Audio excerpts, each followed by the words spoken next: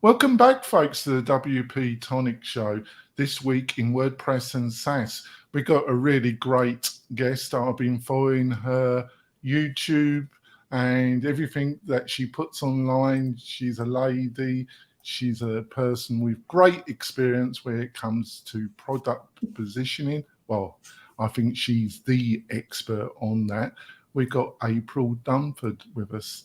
So, April, would you like to quickly give yourself an introduction to the tribe? Sure. Well, first of all, thanks for having me on. So my background is I spent the first 25 years of my career as a repeat vice president of marketing at a series of startups. I think all in I did 7 of those. And then about 5 or 6 years ago, I made the switch to consulting. And now what I do is I work with mainly growth stage tech companies, and my focus is very specifically on positioning. So there's a lot of things I don't do, and all I do is positioning work. Oh, I've learnt the hard way, April. It's all about the positioning. Andrew, would you like to quickly introduce yourself to the tribe? Sure. I'm Andrew Palmer from Bertha.ai, which is an artificial intelligence writing machine based on WordPress, so you can write where you work. That's it. That's great. Before we go into the main part of this great interview, I've got a couple messages from our great main sponsors. We'll be back in a few moments. We're coming back. Got some great offers from our sponsors, plus we've got some great recommendations on plugins and services for running your agency or your startup. To get all these goodies, go over to WP-Tonic/recommendations. So, April, obviously as a lady, how did you get into the world of tech originally? What was the way that you got into this crazy world of technology and startups? Yeah, well, I guess I came into tech in a fairly straightforward manner. I studied systems design engineering at university. When I finished, I got a job at a startup, and that's how it went. I mean, it's probably a bit more surprising that I ended up in marketing, because that wasn't the plan at the beginning. And I certainly wasn't dreaming of that while I was studying mechanics of deformable solids in first year university. But I landed a job straight out of university. And specifically what I was doing was product marketing. So the job required a fairly deep knowledge of the tech that we were selling, which, at the time it was a database. And so I needed to understand, structured query language and database stuff. So the requirements of the job were I needed to know something about databases, and I needed to be not afraid of public speaking. And so I had all those things. So I got the job, and then that company got acquired by a big database company in Silicon Valley. And then shortly after that, my boss quit, and that's how I ended up running marketing teams. It was a bit by accident. But then, after I had run that team for a few years, I decided this is my jam. This is what I do now. And so I just did that for the next 25 years. That's how it happened. And just a quick follow-through question. When did your obsession and your great insights around positioning and market, product and service positioning, where did that obsession start to come from, April? Yeah, so interestingly, right out of the gate. So my first job that I had at a startup, I was working on a product that was a failure, essentially. So it was originally positioned as desktop productivity software. And the way we had envisioned it was it would be an alternative to a spreadsheet. And at the time, a lot of people were using something called Microsoft Access, which was like a little Windows database-ish thing. But how ours was different was it was like a spreadsheet or like Access, but it also, you could write structured query language SQL queries in it. So we envisioned it as like a souped up spreadsheet. So, we sold it off the website for $100 a pop, and anybody that wanted to buy it could buy it. So we launched the thing, and it was incredibly not successful. I think we sold 300 copies or 200 copies of it. A lot of people were curious about it, and they bought it and they played with it for a day, and then they never came back to it. And so what happened was we were gonna just end of life the product. But before we did that, we spent a lot of time talking to customers about what were they doing with it. And we did discover a use case that a very small number of customers had, where they were essentially using it like an embeddable database on a mobile device. And so what they did was they wrote some syncing language so that, the folks in the field could use this database out in the field. And then when they came back in the office, it would sync with their big Oracle or Sybase database in the office. And only we could do that because of this SQL query stuff. So what we did was we repositioned the product in that way. So instead of it being desktop productivity software, we repositioned it as an embeddable database for mobile devices, and the thing took off. And so all of a sudden we're making all kinds of money. Then we got acquired. The new company is a big database company. They gave us a bigger marketing budget, and we made even more money. And the next thing we knew, we were the growth engine of this bigger company. And so that kind of opened my eyes to the idea of, wow, like a shift in positioning can really result in a big change of the fortunes of a product and potentially an entire company. So after I got put in charge of the marketing department for this division, we had a handful of other products there. And I thought some of those, the positioning did not look so good. And I thought, well, maybe we can do it just like we did it with this other product. But when we repositioned it, we kind of didn't know what we were doing. Like, we sort of just messed around until we got something that was good. And I thought, well, I didn't study marketing. I'm not doing this right. There must be a way to do this. I'll just go figure out how the real marketers do it. So I read a bunch of books. I took a bunch of classes. I had deep conversations over coffee with all the vice presidents of marketing that would talk to me. And what I discovered is that we kind of didn't have a real methodology for doing positioning. There was a thing that people use called a positioning statement, which, it was this kind of fill in the blanks exercise where you would kind of write down what your positioning was. But what it didn't do is it didn't give me any clues whether the positioning was good or not. And so at that point, I sort of became obsessed with this idea of like, well, how do we do positioning? Like, there must be a way where we could sort of out of the gate get this positioning better and not have to just monkey around with it for 2 or 3 years and figure out how to do it. So that's how the whole positioning thing got started with me. Oh, that's great. Over to you, Andrew.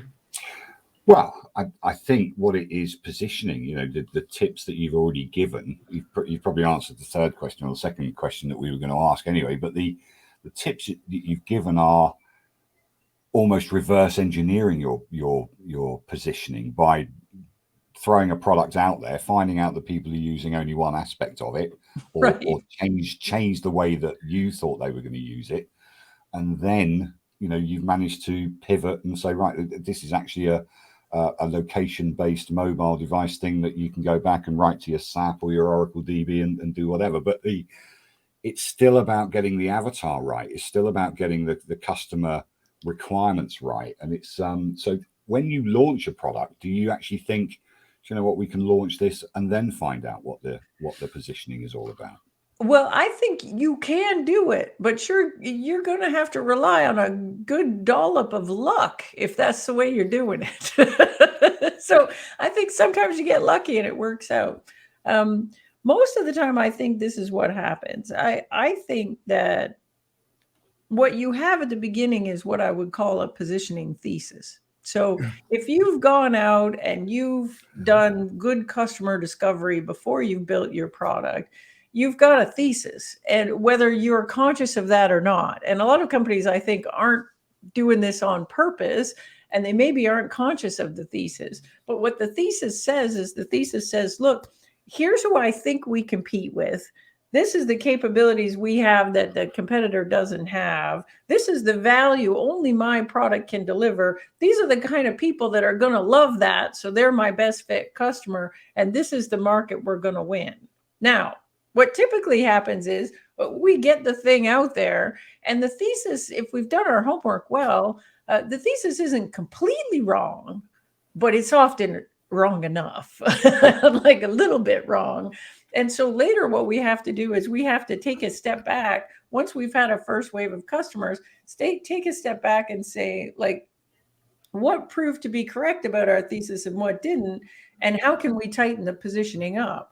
At this point, I think you really need a positioning process or a way to go through an exercise to kind of validate whether your positioning is good or not.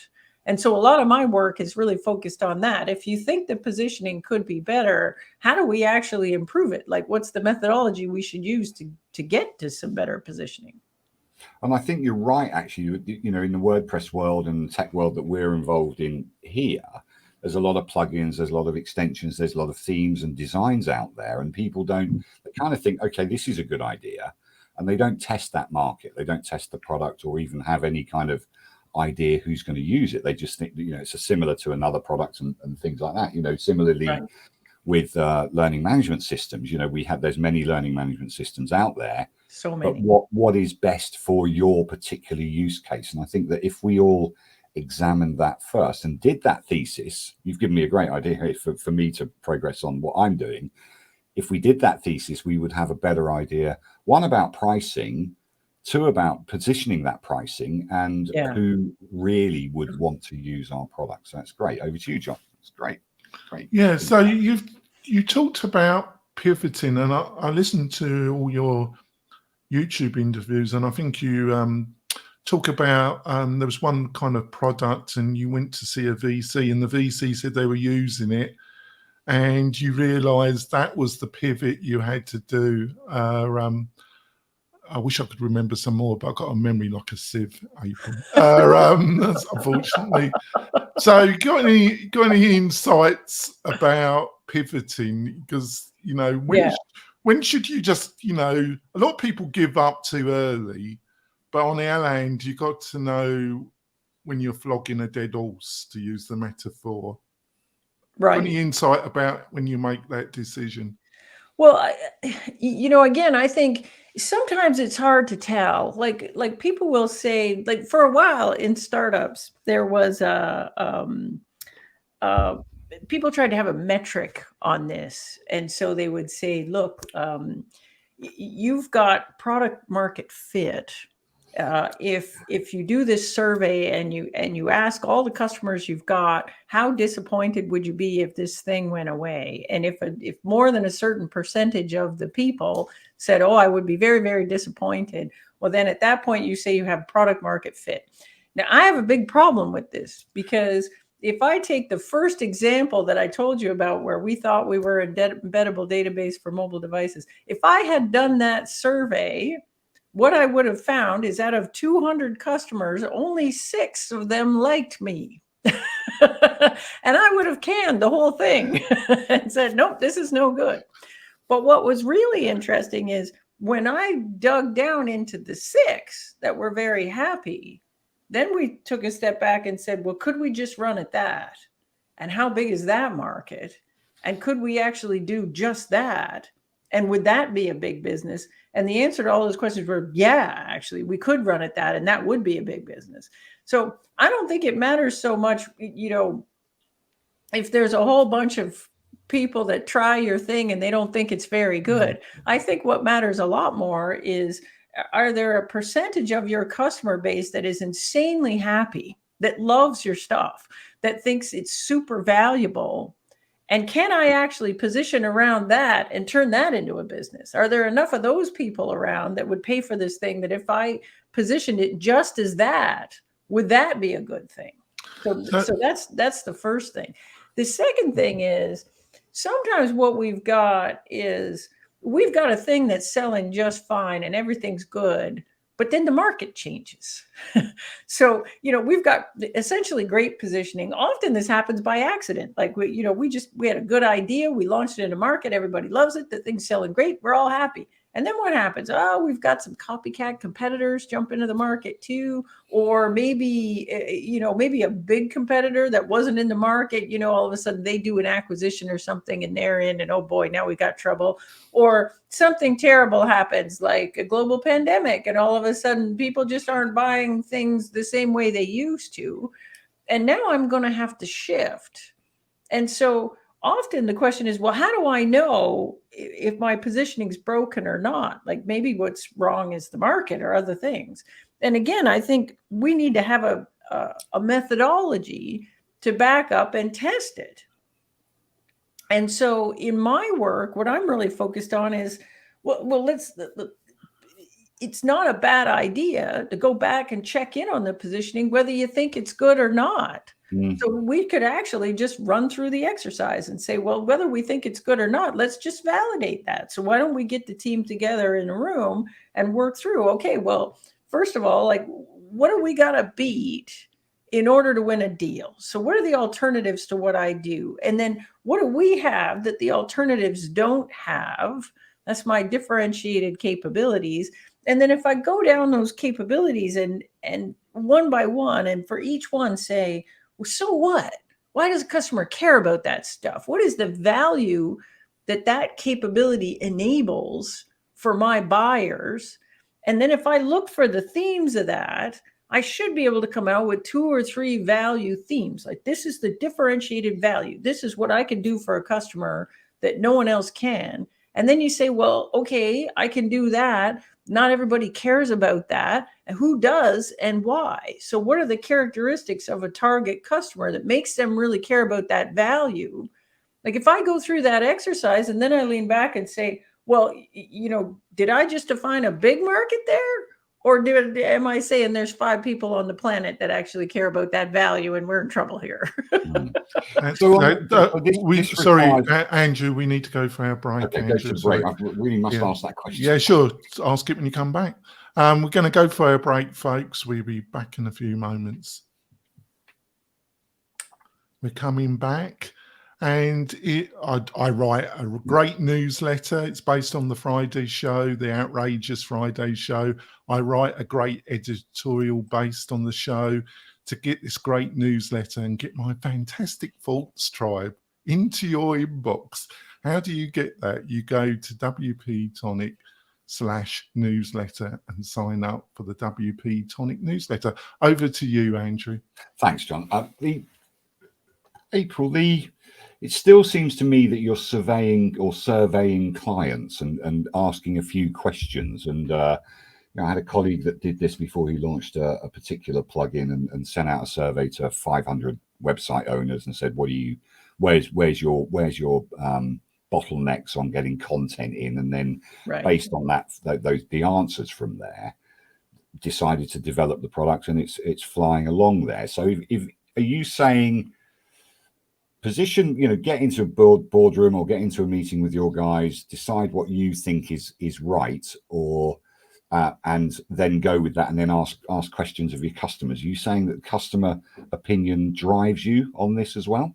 Well, so here's the thing, and this is where it intersects with customer stuff. So for a lot of the work that I do, the companies that I'm working with have salespeople. So if I have marketing, sales, product, the executives in the room together, and I say, look, what would a customer do if we didn't exist? If I have salespeople in the room, I know the answer to that question, because your salespeople know, because they'll say, well, what are you using now? Or are you looking at anything else? So they'll know. Now, if I don't have salespeople, then I need to go get the answer to that. And so back when I was a VP marketing, if I had a new job at a company and I was trying to figure out, did we really understand the way customers buy? If I had a sales team, I could go talk to the salespeople and be like, what's status quo in the account typically? What are we replacing? And then when folks go to look at my stuff, do they look at anything else? And what else ends up on the short list? Now, if I don't have a sales team, I'm going to have to actually go to the customers and get that directly. Sure. because otherwise I don't know what I'm positioning against. I can guess at it, but I'm often wrong. And so if I came into the company, there was no sales team, then we would actually need to go out and do customer research. And how we would do that is, the first thing we would do is we would not treat all the customers the same, because we have good fit customers and bad fit customers. And occasionally a customer that's actually a really bad fit for our product buys our product. They're not happy with it. They're likely to churn, but I actually don't care that much about what those companies think. What I really want to know is good fit prospects. What are they like? What do they do?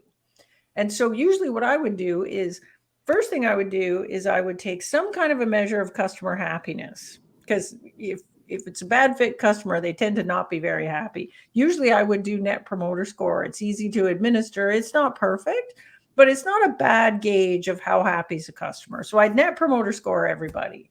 Then I would skim off the happiest ones. Here's my happiest set of customers here. And then I would try and get as many of those as I could on the phone, and I would interview them. And the interview would go like this. I'd say, all right, take me back to before you had our product. What were you doing? Like, you had that problem before we showed up. What were you doing to solve that problem? What did that look like? Because we have to beat that in order to get a customer to adopt our stuff. So I need to know what that is. Were they doing stuff manually? Were they using another product? Were they using some, other thing that wasn't really built for that? How are they solving the problem? And then the next thing I want to understand is, well, what happened? Like, one day you woke up and you decided, I can't keep doing it this way. What happened? Like, did you hit that? Was it growth? You hit a certain size and then everything broke? Or was it, you adopted some other piece of software and now this thing is really annoying? Was it you hired a new person and the new person said, oh, why are you doing it that way? But I need to know, like, what was the decision point that made you say, okay, we got to go look for something else? And then you went and looked for something else. How'd you do that? What were you looking for? What were the criteria you used to look at? And who else ended up on your short list? Sometimes it's just a couple things. Sometimes they just found you and bought you and thought that was good. But often a customer will say, well, I kind of narrowed it down to these 3 things. You want to know what those 3 things are, because again, you got to beat those to win the deal as well. And then the customer picked you. So I want to know, well, why'd you pick us? And importantly, why'd you not pick the other things? Sure. So this is a little bit different than a interview you would have with a customer if you were trying to figure out what to build next, and you'd be like, well, what do you use us for? And what do you love and what you don't love? This is actually an interview all about the purchase process. What did they have before? What made them think they had to go buy something? What were their criteria? How'd they make a list? Who's on the list? And why'd we win? That'll actually teach you a lot about what your positioning needs to look like. Sure. And asking them, which features they use the most, maybe that would give you some insight of what to develop on and things like that. Maybe, but the thing I'll caution you on is, when you go in and you ask about that, sometimes customers don't actually know what they want. And so sometimes there'll be a feature that everyone loves, but they only love it once they're using the product, but it never comes up in purchase criteria. So it's very important for you for retention, but it doesn't necessarily get a new customer in the door. Like, I hear this a lot with companies. They'll go to their customers and they talk to them, and the customers say, you know what I love the best about you? Support. You guys care a lot. You answer the phone right away. We love your support. And that's great for retention. It doesn't get a single person in the door. Gotcha. Because nobody experiences your support. Great advice. Yeah, great so advice. You have to be a little bit careful about having a division in your mind between acquisition features and retention features. Both are important, but from a positioning perspective, if what I'm focused on is getting new people in the door, then my positioning needs to really orient around the differentiated value I can demonstrate that people care about when they're in the buying phase. Gotcha. Jonathan. So our last question before we wrap up the podcast, but we're going to have some bonus content afterwards. April's been very kind to say that she'll stay on with us for a little while. So the last question on the podcast. So what's the biggest mistake you've made in positioning that comes to mind? You know, we all like to celebrate our successes, but the truth is, April, I feel, is that in reality we learn the most from our mistakes and cock-ups, and we tend to remember those. So I don't know if you're going to be gracious and share one of your biggest cock-ups with what you learned from it. Yeah, well, I'll tell you, in general, thinking about positioning work, there's two big mistakes that everybody makes. So the first one, you know, is the mistake that we made in my first company was we just didn't think about positioning at all. And we just didn't think about it. You know, we built a thing, we thought it looked good. You know, we talked to some customers beforehand. We're like, hey, if we built this thing, would you like it? Everybody said, yeah. And then we built it, then we launched it, and nobody bought it. So that's the most common one, is we're just not thinking about positioning at all. That's the most common mistake. We're not thinking about it in a deliberate way. The second most common one is when we're thinking about what we position against or competitive alternatives. And so typically, when we think about what do we have to position against, we're thinking about direct competitors only. So whoever we lost the last deal to is generally who we think about. But when we're selling to businesses, the interesting statistic is that 40% of B2B purchase processes end in no decision. So in general, if we're selling to businesses, we lose the majority of our deals that we lose to no decision. What that actually means is we lost against the spreadsheet, or we lost against the intern, or we lost against, I'll just make do with the built-in feature of the thing that I've got that doesn't really do a very good job, and your thing is obviously better, but I'm just going to stick with this because it's easy. Yeah. And if we don't really understand what we're trying to compete with, then we'll do a bad job of positioning it. Like every day I'll get the startups come to me and they'll say, I'll say, who's your competition? And they'll list all these companies that, little companies nobody's ever heard of. And I'll say, well, how do you beat them? And they'll say, ease of use. Those things take 59 clicks to do. And with us, you only have to do 2 clicks. So it's way more efficient, way easier to use. That's why people buy us. And I say, well, do you ever lose against these guys? Because I've never heard of any of them. Like, do you actually lose deals? And then they'll say, no, actually, we don't. We don't lose many deals to them. We get in a deal against them, we win. And I said, well, who do you lose to? And they'll say, oh, we lose to no decision.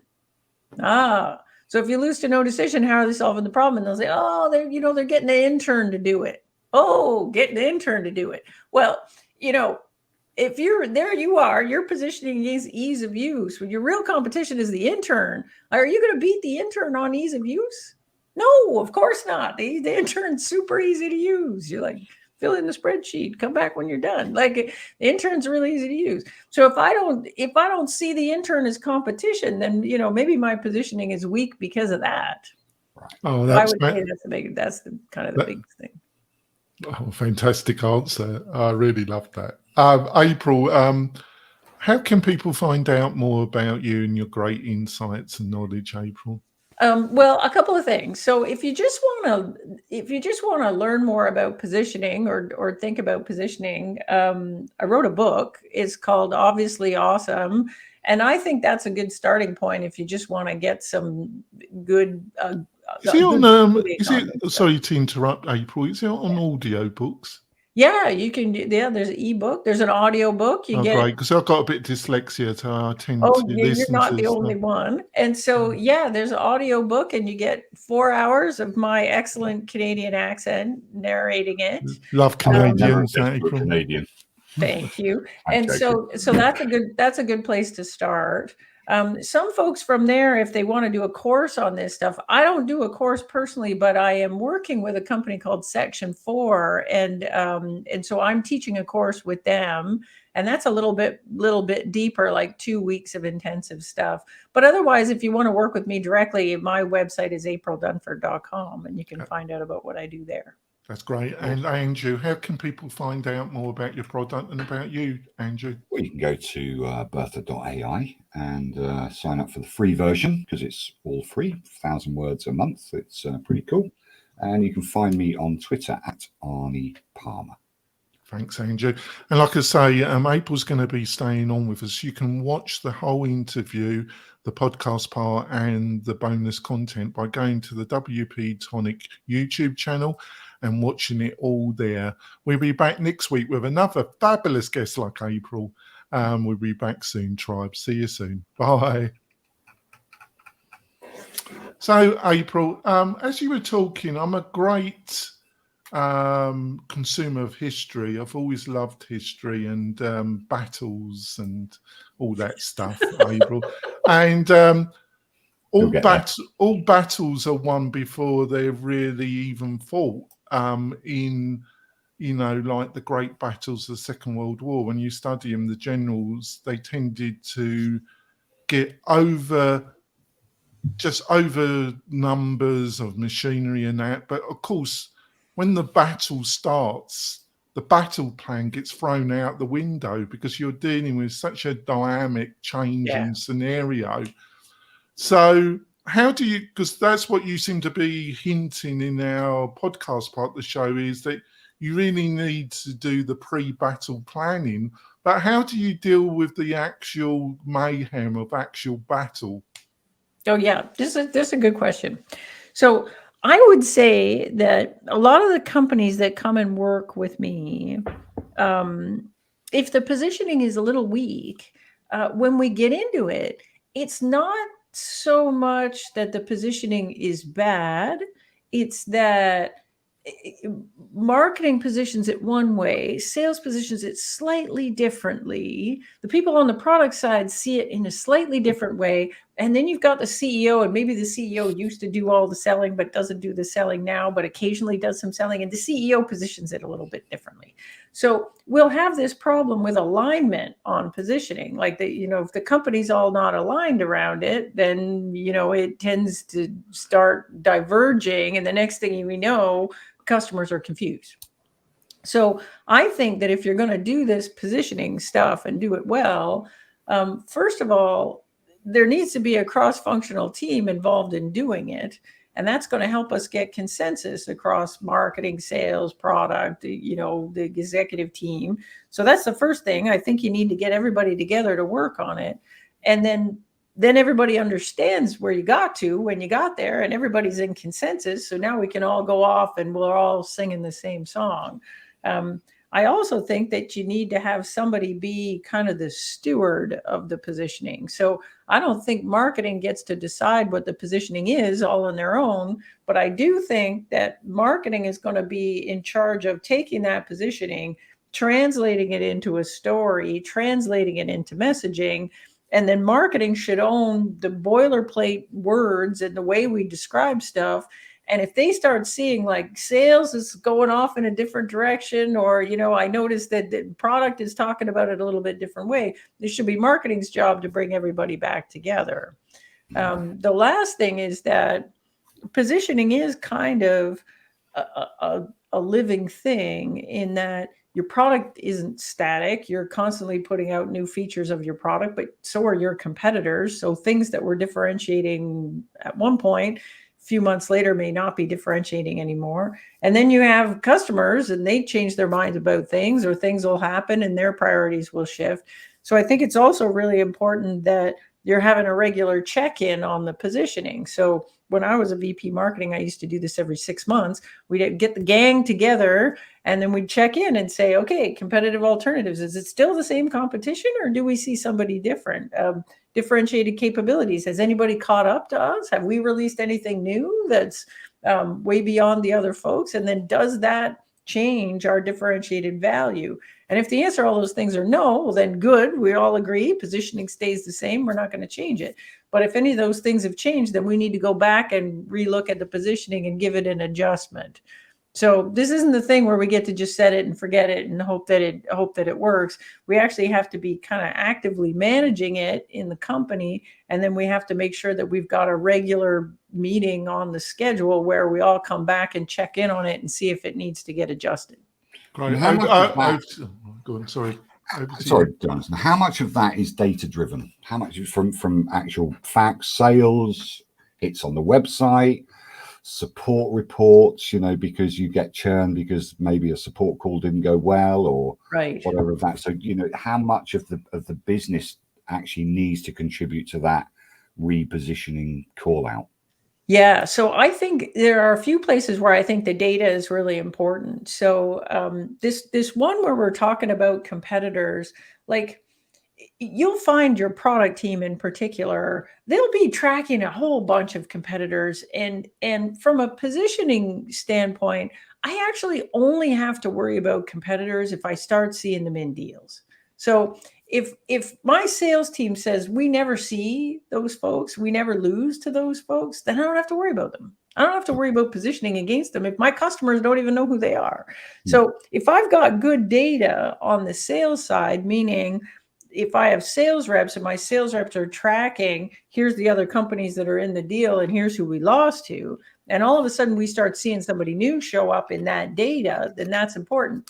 If we just lost one weird deal to some competitor we never heard of and whatever, then I don't think that's a cause for alarm. But if we see it repeatedly, then I think that is something that we need to take seriously. The other thing that I think is important is, again, in the data, is if we start seeing a remarkable change in metrics, like, like our campaigns aren't performing as well as they used to, our conversion rates are dropping. Like, I think it's interesting to dig underneath that. Like, it could be an early sign that something we think is differentiating isn't differentiating anymore, or that customers have just changed their priority and something that was important 6 months ago just isn't all that important anymore because stuff's happening in the world. So the more data we can bring to that discussion when we're evaluating, do we need to shift the positioning, the better. Brilliant. Giving me some insights, because as a small business, and I've seen your fee structure, so I'll see you next year. But the point is that April is seen as the top. No, I see it, but I've got to dig into my back pocket. Don't forget we're bootstrapped. Unless I can do a deal. But the key is, and we've got loads of advice, as hopefully some other people have worked on it as well. But the key here is to make sure that every single department, whether you are those departments, I'm sales and marketing, I'm production, I'm coding, I'm doing whatever in my little startup that I'm doing, and I don't have any seed investment, so I can't afford to employ anyone, you can still put the principles that you've talked about for the last 30 minutes into practice, because I can still call my client. I can say, let's have a Zoom call. You seem to be a big user of this. What are you using most? How are you finding it? What's a bottleneck or whatever? And I think it's very relevant to smaller businesses as well as the larger corporate startups and the larger businesses that are totally VC funded, or they've got their cash flow going. If you even Oracle, still need to do their positioning. They're losing stuff against SAP, and SAP are losing stuff against Microsoft and all this kind of stuff. So we've all got to think about it from the ground up, even as sole proprietors, if you like. The one metric that I think that we need to really discuss about all types of companies is churn. How do we avoid it? What's the measure of churn? Is it 6%? Is it 10%? Is it 25%? Is it 50%? When should we start getting worried about churn, and how do we turn that around? Yeah, I think there's a handful of things that we have to think about, like where I think positioning intersects with churn. Like I don't think positioning, weak positioning is the only reason that things churn. I think there's a lot of things that contribute to churn, but as the positioning expert, I do think that weak positioning will impact churn in a few ways. So one is you were essentially promising something that we then don't deliver, even if we're doing that unconsciously. Like sometimes I've seen it with companies where they're positioning a product in a certain way, and that sparks some assumptions in the minds of customers about what that product's all about, what it could do, or whatever. And even if they never said in the copy that we do XYZ, something in the way they're positioning it makes people assume that they do. Then they sign up, then they get in, then they get mucked with the product. They're like, wait a minute, this isn't the thing that I thought it was. And then they churn out on you. And so I think that there is a risk in weak positioning that, sometimes you have this positioning that it works good in sales, but people are buying for the wrong reasons. And then they get all the way out to on the other end and they're like, wait a minute, this isn't what it was. And then they churn out. So that's one thing. The other thing with positioning is that if we're hitting the positioning really well, we should be getting better qualified people in the front door that are less likely to churn in the back, right? So before they even get anywhere in your sales funnel, there's a good recognition of what this thing is and who's a good fit for it, so that you are drawing in the right people and kind of repelling the wrong ones. And that takes a lot of guts, because a lot of companies, particularly if you're small, you kind of want to get everybody in and then we'll sort through you later, but that can really kill you on the churn side. And haven't spent a lot of time in B2B, and granted a lot more enterprise B2B. On the enterprise side of things, we're all about lead quality. Like we'd sooner have fewer leads, but to have those leads be really high quality than the reverse. I think there's a happy medium in there somewhere where the positioning is crisp enough that it says, look, we do we deliver this value for these people. If you're not one of those, then maybe you're in the wrong place. Sure. Brilliant. Jonathan. Yeah, just one observation and maybe a question as well, because in the pod part of the show, you were talking about the marketing department and their copy, because I think when you were saying that, April, I was connecting it, because I think copy, which is story, and I found when I go to certain websites for certain products and services, if the copy is done in the right way and I can afford the price that's been asked, it's a perfect click. And if they've got the right lead magnet or the right funnel that induces me, I just click it without I give them my name and email straight away, and I give them the right one. But if it isn't, I give them a dummy email. So you're like all my recent dates just give me dummy phone numbers. I've seen you, Fred, at Flintstone.com. Yeah, exactly. So it's really, I think that's what you were talking about in some ways about positioning, wasn't it? That kind of, it all clicks. Right. Am I on the right track, April? Well, Please help. I think that's it. Like, I think here's what happens, right? I think a prospect lands on your page and they're like, the first thing they're trying to figure out is like, what the heck is this thing? And then at the same time, they're also trying to figure out, is this for me? Right? So is this anything? And is this anything for people like me? And so there's a whole bunch of ways you can do that. I mean, you obviously do that with the copy, right? This is what you're going to get out of this thing. This is what it does. Positioning is a big deal here, because, I could take a product and position it as email or chat. And those things, like, let's be honest, email and chat has like a 90% feature overlap. But my expectations out of email is very different from my expectations out of chat. Yeah. Right. I expect email to have an inbox and a spam filter and all kinds of stuff. I expect chat to be, I expect read receipts and instant delivery and really easy onboarding and a bunch of other things.